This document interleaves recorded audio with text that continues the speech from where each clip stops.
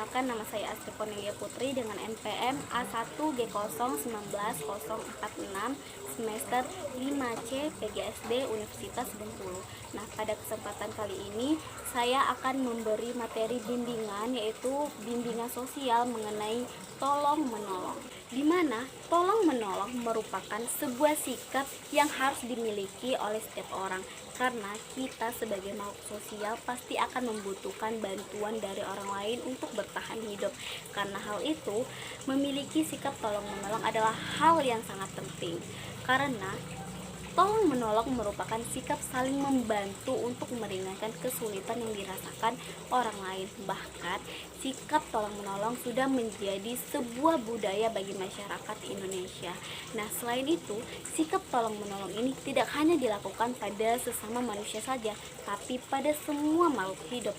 Karena kita sebagai manusia hidup bergantung pada hewan dan tumbuhan di sekitar yang menjadi salah satu sumber makanan. Sehingga penting untuk kita selalu bersyukur dengan cara saling tolong menolong, bahkan dengan hewan dan tumbuhan. Nah, ada banyak cara untuk menerapkan sikap tolong menolong ini, yang bisa dimulai dengan hal-hal kecil saja.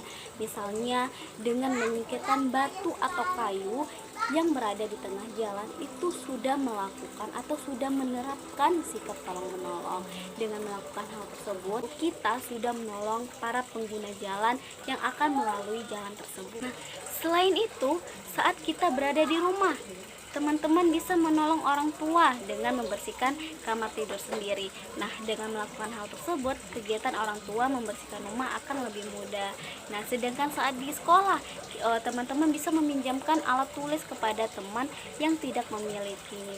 Nah, sedangkan di lingkungan masyarakat tadi, selain menyingkirkan batu atau kayu di tengah jalan, dengan tidak membuang sampah sembarangan pun juga termasuk kegiatan tolong menolong di lingkungan masyarakat. Nah, karena dengan membuang sampah pada tempatnya, teman-teman bisa mempermudah pekerjaan petugas kebersihan. Selain itu, dapat membuat lingkungan bersih dan nyaman. Maka dari itu, marilah kita senantiasa untuk menanamkan sikap saling tolong menolong pada diri kita, karena banyak sekali manfaat yang dapat kita peroleh dengan saling tolong menolong. Bukan hanya saja orang yang kita tolong, namun pada diri kita sendiri. Contohnya saja, dapat mempererat persaudaraan, menimbulkan rasa kebahagiaan, dapat mengurangi stres, dan dapat meringankan pekerjaan. Nah, maka dari itu, hendaklah kita saling tolong menolong dengan penuh keikhlasan, tanpa pamrih, dan jangan pernah memilih-milih untuk menolong seseorang. Nah, karena dengan menolong orang lain, sebenarnya kita menolong diri kita sendiri. Maka janganlah sungkan untuk menolong orang lain, karena dengan menolong orang lain, hidup kita akan terasa lebih bermakna dan jauh dari kehampaan hidup.